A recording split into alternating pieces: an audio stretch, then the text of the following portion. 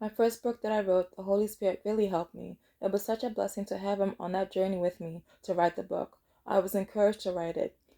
One of the female pastors I used to be under at Living Word had prayed for me. She told me I was to write a book. Write a book. People want to hear my story. People want to hear your story. Write a book. So I meditated on her words. I really took it to heart to create a little book. Self-published my first book. I'd like to reiterate, I'm so happy with my first book. The Holy Spirit had directed me to write what I needed to write. It was heavenly guided. Heavenly guided. It was like I was driving behind the steering wheel, but the Holy Spirit took the turns when I allowed him to expound on the subject matter and when I was not to write on other subjects. Dentistry.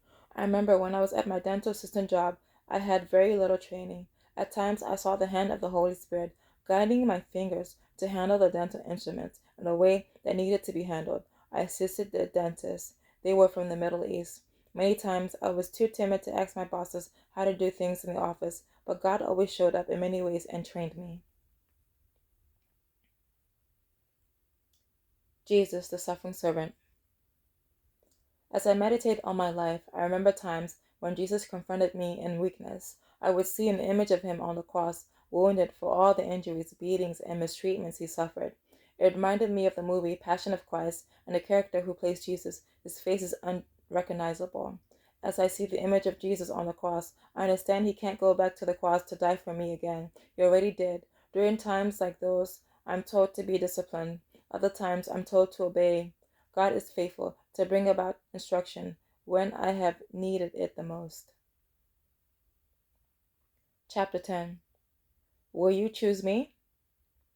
I remember a time I was encouraged to leave an employer. I sent an email about Jesus and the consequences of sin to many employees, but I felt a lot of peace about it. My original intent was just to send it to the CEOs of the company, but I was encouraged by Jesus to send it to so many employees as I could.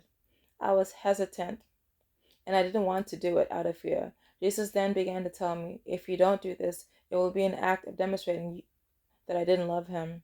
I sent it and knew I would have to face the consequence of leaving my job in humiliation. An encouraging foot podiatrist encouraged me to go back to my previous employer to ask them for forgiveness, but my mind was made up and I didn't want to go back. And also to get the job back. Sometime after that episode, my mentor had told me I had three options, three things I needed to make a decision on. One of them was to live with an elderly coworker who lived in Frederick, Maryland, to marry a friend that we both knew, or to stay unmarried living with her. It wasn't long before after that episode from work and from the discussion with my mentor, I quickly got married. My mentor had taught me if a previous prospector doesn't come to look for me, it's a sign he was never interested. So I decided to move on quickly and marry a different young man. The marriage didn't last too long. Surprisingly, when I was divorced, a different female pastor at Una Fuente en el Desierto, a fountain in the desert, at the time informed me my ex-spouse, yes, my ex-husband, seemed like a man who was hiding many things. Had she had told me from the beginning, I don't think I would have listened to her. I regret making him go to church against his will and telling him he needed to receive Jesus into his heart.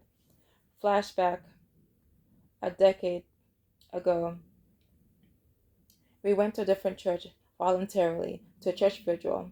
He enjoyed listening to the male pastor and felt very encouraged at his message. He identified himself with the pastor. The atmosphere and just the experience of being there at the church, he remembered hearing a voice telling him to pray for his family and so many things that were happening in his country. I thought an angel of the Lord had spoken to him. It's interesting, as I write this down, I remember writing years ago in a diary entry. The diary entry I had written mentioned I was never to marry this particular young man or to deal with him intimately. Somehow I had forgotten to review my diary notes. So God has always been telling me from the very beginning not to go out with him and even consider him as husband material, but I disobeyed.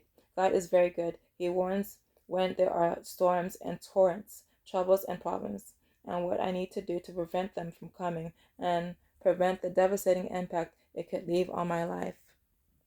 Another person who knew nothing about our intimate moments, emphasized the need to sanctify myself in marriage. I think it would have benefited me greatly to go through marriage counseling. Despite knowing my first spouse, my ex-spouse, for 10 years, I didn't really know him. I think transparency between us would have been more evident if marriage counseling would have taken place. As I learned to grow gracefully, I learned to trust my instincts.